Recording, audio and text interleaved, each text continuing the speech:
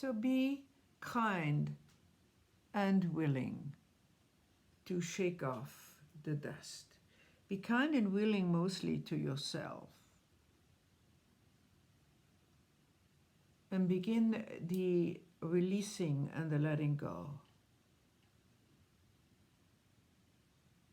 There is help.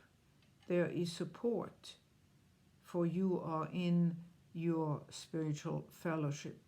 So if you carry something that's been very tenacious or very difficult, here is a lovely opportunity to take a deep breath and then say, Spirit, I surrender you, to you, into you, this situation.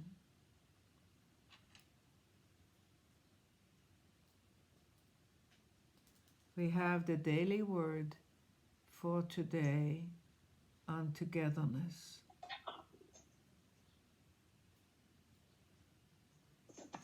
I'd like us to take that as our affirmation, our mantra, our way in. The honoring and the pondering on togetherness.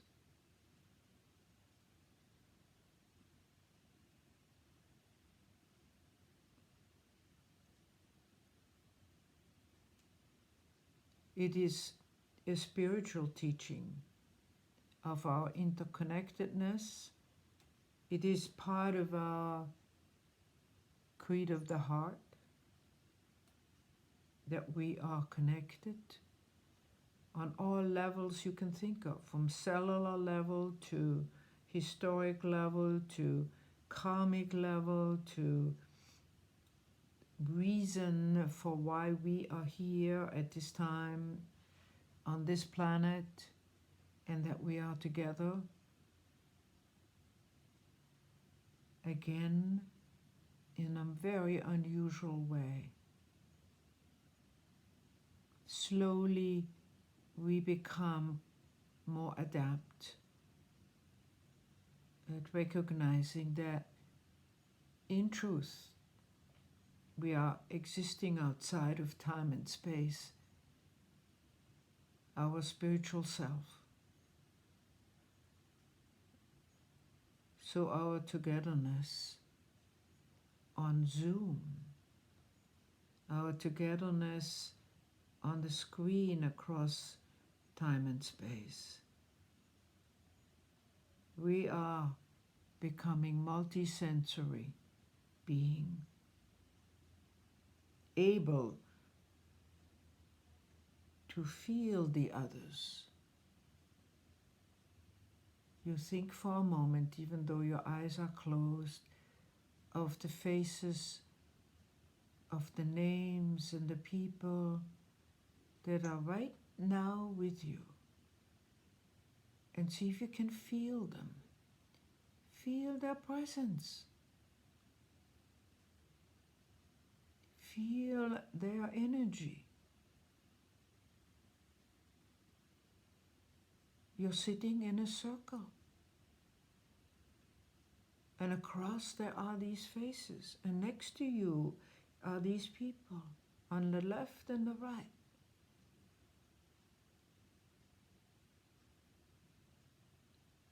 Somebody said to me, it is more intimate than even in sitting in physical togetherness. Because in this virtual way of tuning in on each other, I tune in to that other person's essence.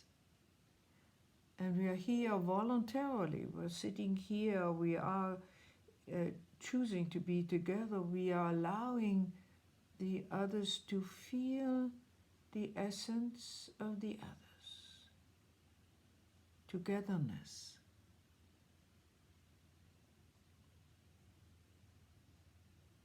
See if one or two people are more easy for you to sense them. The human being that is there.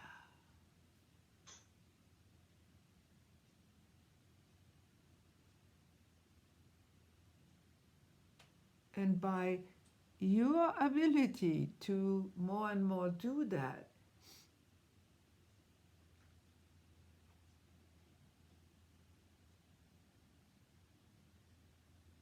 you're growing beyond any sense of isolation. For you can come on a daily basis to this togetherness. You can come on Sunday. You can come into the growing consciousness and practicing your multisensory way to feel togetherness with those that you share the spiritual path. And so we want to take more people into our togetherness. We want to bring in the names and the people for whom we pray.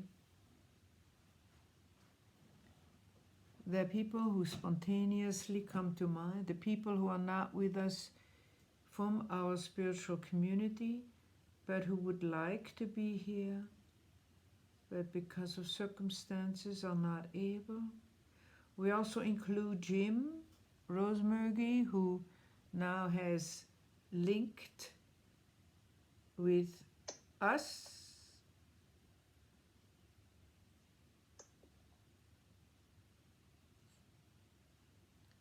To feel the upswing of his presence moving toward being with us.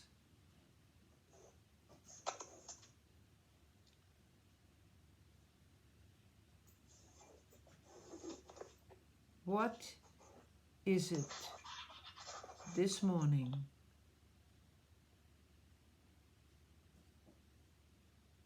that allows you to feel togetherness?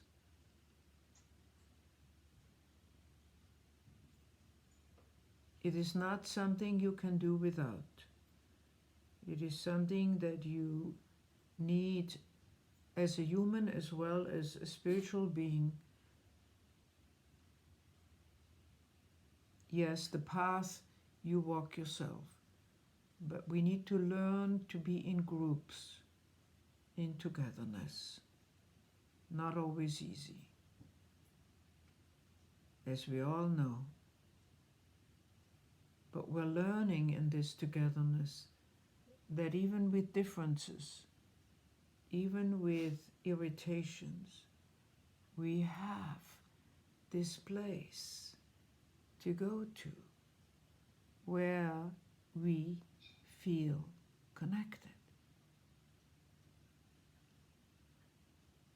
Our togetherness and the togetherness with our loved ones and people for whom we pray.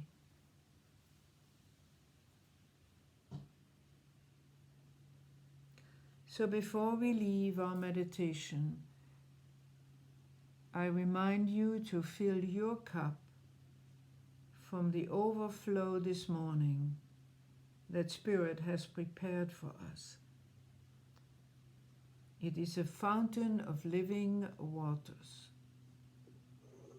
And so fill your cup of whatever you have need of and you affirm for yourself right now.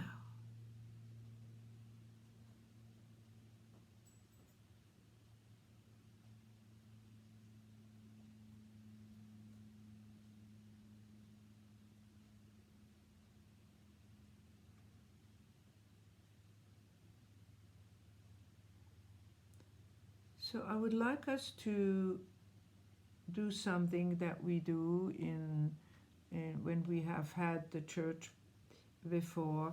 We did a non-verbal, quiet, but joyful namaste to everyone in our vicinity. So why don't you do that? Take a moment to stay with each person on the screen to let them feel your smile.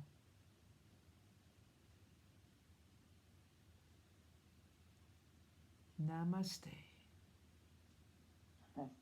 Namaste. Namaste. Let them feel your smile. Let them feel your smile.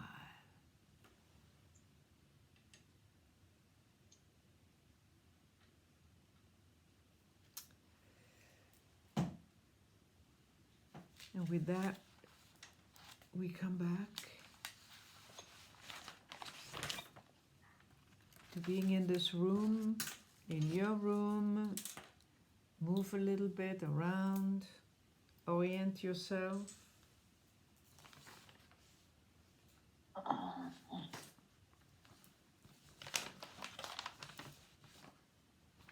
So, even mystics have to pay bills.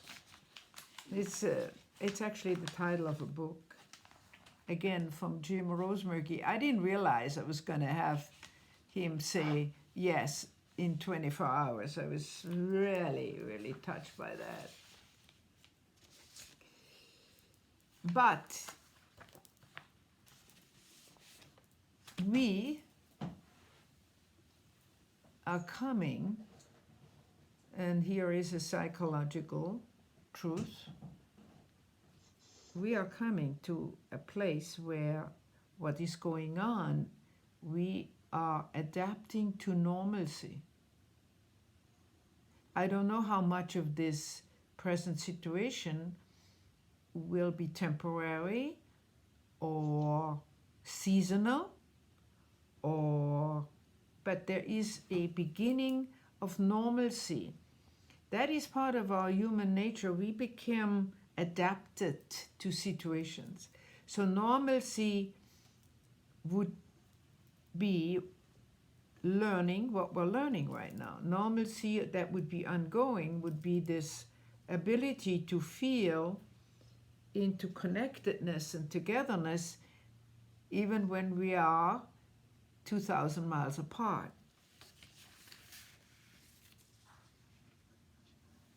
I want to share something from St. Francis. Our common home is also God's own home. It's God's house, permeated by the Spirit of God from the dawn of creation, where the Son of God pitched his tent in the supreme event of the Incarnation. And then he said, we cannot jump over this world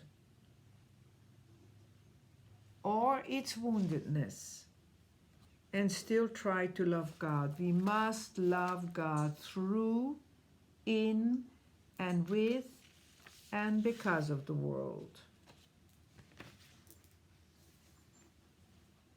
This togetherness is taking on such a different way of seeing. I think normalcy is creeping up on us. You know, I don't know if you can identify a couple of things that become normal now to you, even though they are exceptional. You know that we will have the opportunity to continue with this Zoom ability. We're going to actually have the potentially 3 or 4 of the best unity ministers who are going to Zoom in with us and become part of our ministry through the Zoom ability. You follow me? Yeah? This oneness, this collective, this togetherness. Well, I intend to talk about money and prosperity today. And I want to share with you a little bit of metaphysics. Unity was very outspoken, very strong about the metaphysics of prosperity. And some of you who were raised in Unity know about this kind of view on prosperity. So I'm going to read to you a couple of things and invite you into this kind of pondering. Whatever is out there, the job or the finances or various incomes, Unity says they are not the source of your prosperity. Right? Right. They are only a channel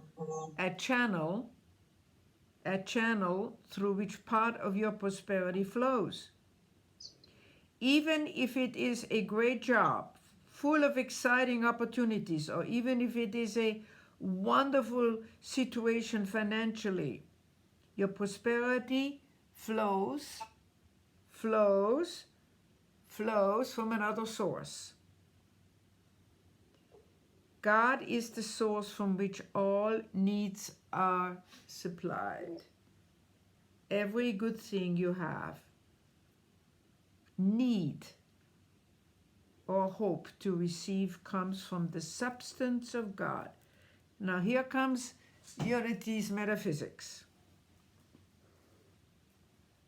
In the revealing word, Charles Fillmore writes, substance, the divine idea of the underlying reality of all things. Substance is everywhere present, pervades all things, and inspires to action. It underlines all manifestation and is the spiritual essence, the living energy out of which everything is made. Substance is a 19th century term, comes from the Latin substantia, which means to stand under. And of course, that's what we're reading here, is that behind all that which we identify as prosperity is really not prosperity. It's only channels through which the real prosperity or manifestation of that substance can flow to us. So underlying everything is this matrix, this substance. Invisible substance. And so when we read, it is the Father's good pleasure to give you the kingdom, and you're living surrounded by needs of every kind. Those are two different realities. We in Unity believe that as God, this is esoteric stuff, but it's a way to visualize it. Is that when God created the planet and the earth and all that and the universe, he did that out of this substance, and then there was a little bit of substance left, and that became divine mind. That's another Unity term, metaphysics. And you and I are connected to this divine mind through divine ideas. This is now, I hope, Wilma and the metaphysicians among us can applaud. Maya is finally talking metaphysics a little bit here. Substance underlying all manifestation, invisible, is available through divine mind that connects to you through divine ideas. So far, so good? Are you with me? Yeah. Any form of praying for prosperity, any form for bringing your needs to spirit is heard, is responded to. But you are saying something in English and the answer is coming to you in a different language. And so there's this disconnect. So you have, and this is where our teaching comes, you have to acknowledge the substance underlying the manifestation. It is through your connecting to the underlying substance, through the divine mind, through your connection to divine mind, that you're getting the kind of ideas that then can manifest into creativity. Well, to me, all of that has been always very dry. This form of metaphysics has always been rather dry to me. But now that we are practicing becoming multisensory beings, because we are forced into it, if we like it or not, we are forced into feeling each other across time and space. We're taken out of the locked inness that we have to be in each other's presence to be able to touch. That we have to go back to what was, the familiar. All of that is shattered. It doesn't. You can stand there and stomp your feet and say, God, what is this all about? I want my old life back. Well, you're being propelled. And thank God we got the teaching that says you have access to this divine mind at any moment, but it is not of this planet. And the way, the language, the way divine mind connects to you is through divine ideas. So, I'm still having some real sounds from various people. If you have to move your microphone, mute yourself so that it will protect you.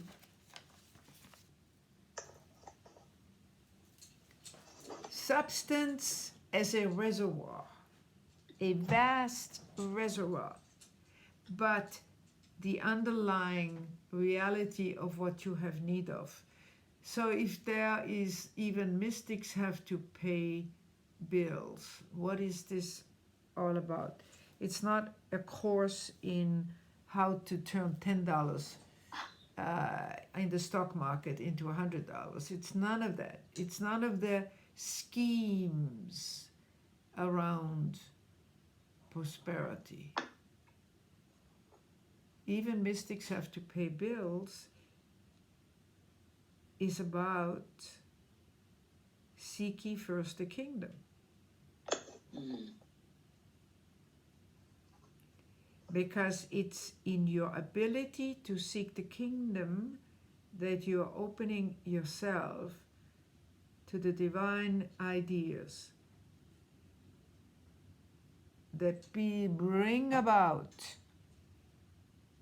fulfillment. Yeah, we say one of the things that I love, which is very, very real to me, that you and I have a birthright. Be where you ever were born into, situations, whatever. You have a birthright to live a fulfilled life. Not a happy life, a fulfilled life. Fulfilled in the promise of meaning. Remember Viktor Frankl, even to this day, this morning I heard him mentioned, where he was the psychiatrist who was in Auschwitz during the Second World War, and he survived. And in those absolutely horrendous circumstances, he had one thought that gave him meaning, and that was he wanted to see his granddaughter again. And it helped him survive. And he wrote a book, The Search for Meaning.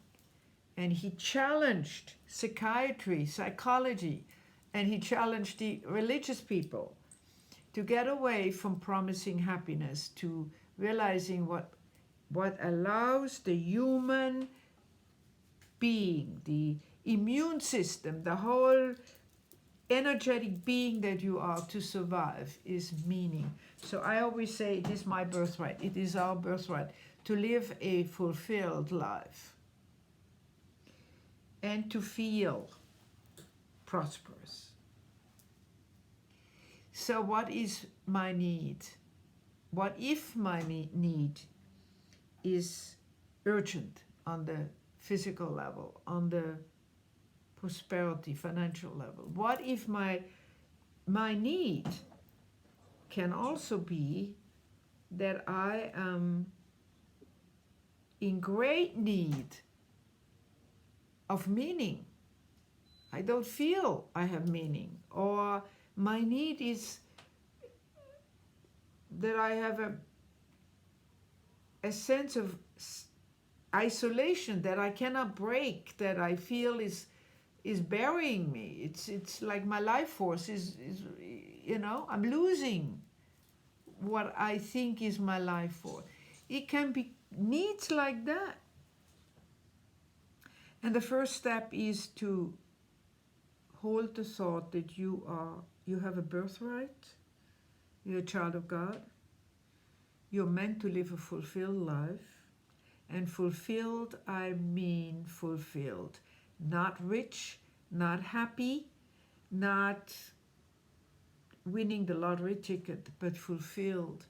The ability to draw ideas that manifest or that help you manifest something in your present circumstance.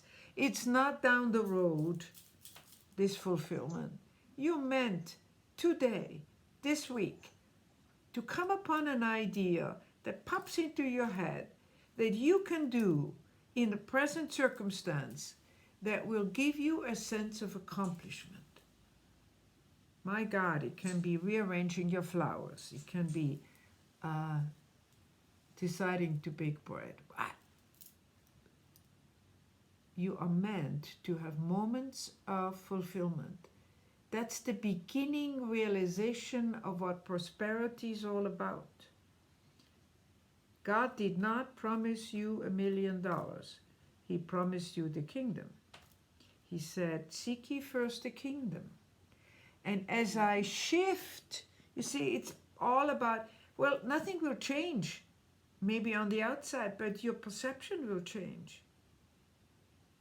If I am realizing, with the help of the others, with the presence of the others in my life, in this circle of fellowship, that I'm really a spiritual being, and what that means. I'm not from this earth. That then I'm starting to have the ability to seek the kingdom, to step into the moment of I feel this need and it is a call.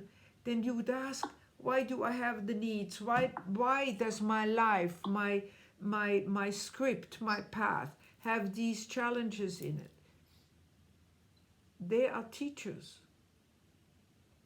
They are teachers to bring you 100 times to seeking the kingdom, to come into,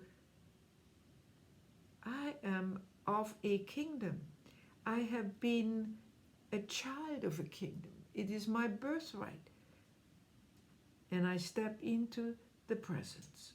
I learn to step into the presence. And it gets easier and quicker.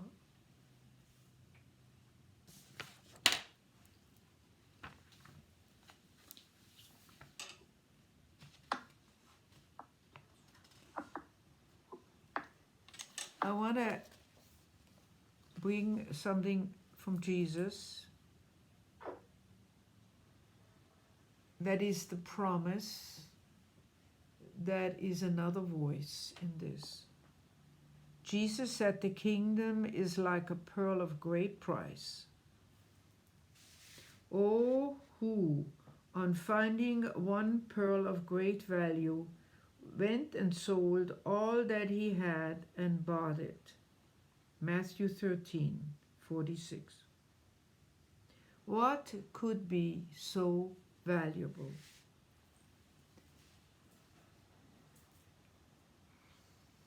What could be so... Thinking about what this whole morning talk is about the kingdom. Seek ye first the kingdom, and then... So what would be so incredibly precious? The answer is an awareness of God. Is to be... have my eyes, my sensory awareness, be really aware of God. That Spirit is the infinite source, even of my very breath that I take right now, or the words that pop into my head that I speak, or my environment that I'm looking at. But we experience the richness of Spirit. We experience it. We are becoming capable of hearing the language of Spirit when we awaken to the presence. It's an awakening, it's an awakening, it's awakening. So the promise is given. The promise is given. It was given 2,000 years ago. It's been given ever since the creation of this planet with us on it. But we have blinders and we are conditioned to the outer world that is temporary. And so all the practice, all the discipline, everything you do with your unity friends, with your classes that you attend, with your practices, is to waken.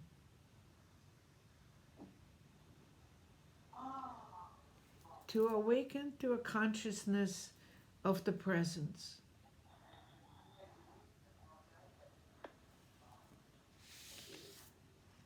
This is the first step.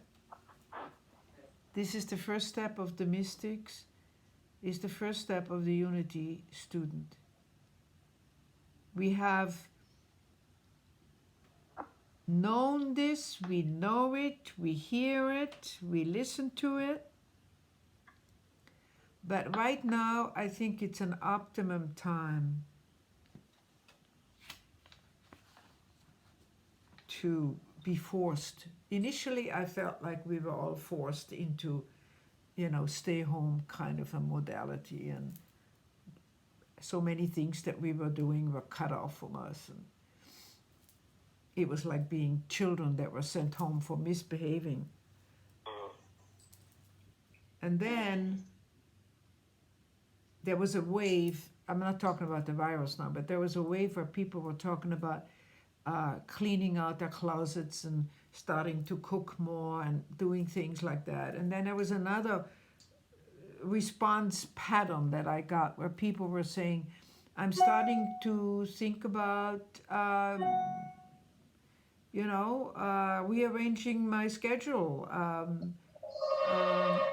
And so it was like, I call it peeling the onions. And now we are talking about practicing an awareness of the present. We are now at a place in our path where we're talking about prosperity, and that is a very powerful teaching, because there are techniques that are taught, and there are means that you can see, that when you hold money, that you see not the money but the substance behind it, that you understand that one of the laws of substance, I'm not going to call it prosperity, one of the laws of substance is that it has a need to flow. Substance cannot be plucked up, or you have, if you access it, it needs to flow, and as it flows, it brings more inflow to you. It is that giving and receiving energy of substance. The moment you are aware that you're getting creative ideas, you want to start doing things for others. It's very interesting. It has this, I want to do this, I want to give this, I want to make that phone call and say hello. And as you do, your energy rises. So I want to share and close off with something that just touches me, and there's something that, a little bit of what's going on in my life. We are situated adjacent to a state park, and the state park recently, they're very, the state park is full of oaks. They're called California oaks, and they are protected. You cannot cut California oak without getting permission. Well, recently a disease has absolutely devastated the oaks. Within a half a year, part of it had to do with a very dry season, but within a half a year the oaks fell.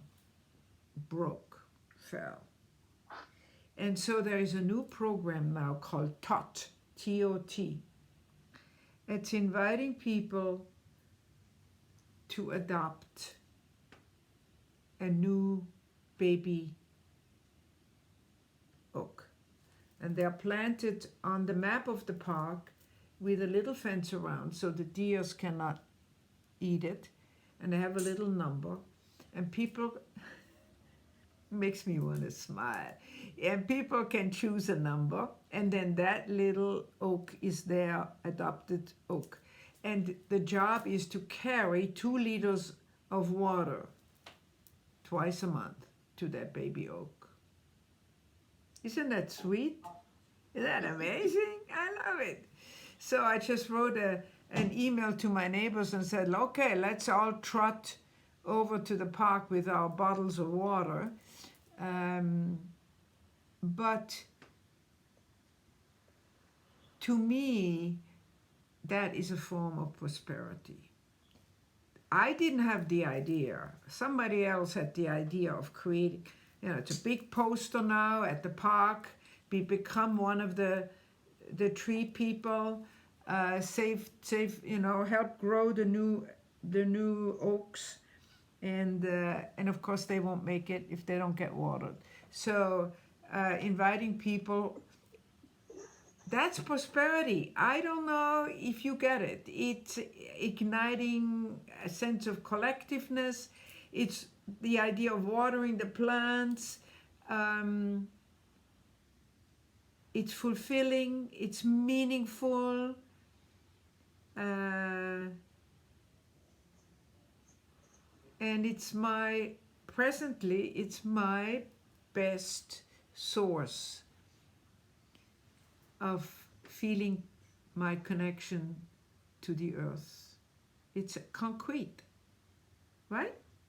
Something concrete, because we are on this planet, if you like it or not. The time, the destiny is that you're here at this time on this planet for this, whatever is going on, for this major shift that is going to be asked.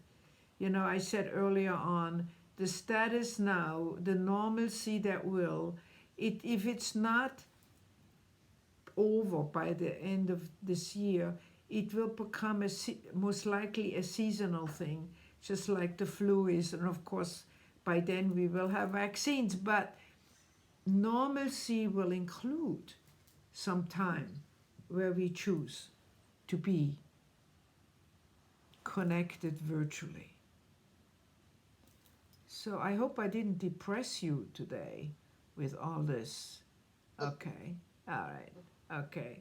So let us bless our teaching of prosperity into the form of our support, delightful, generous support of Unity Center that really needs your donation.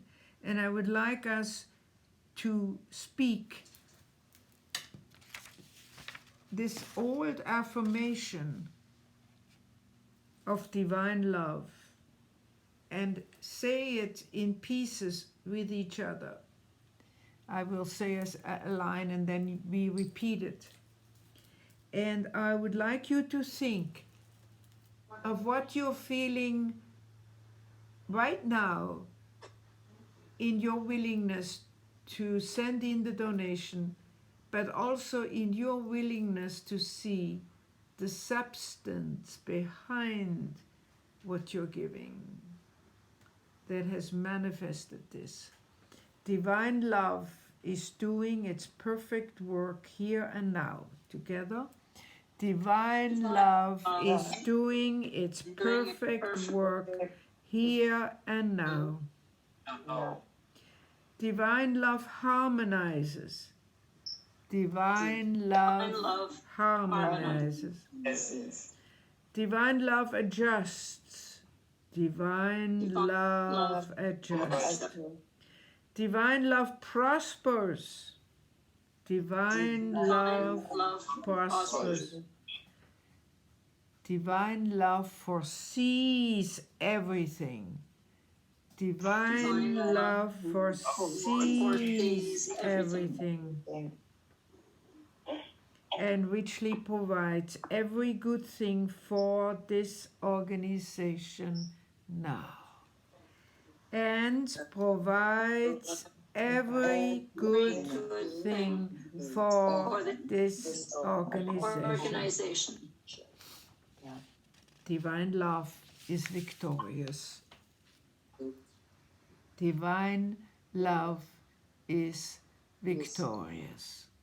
Amen. Divine love is restored. Thank you for doing this with me.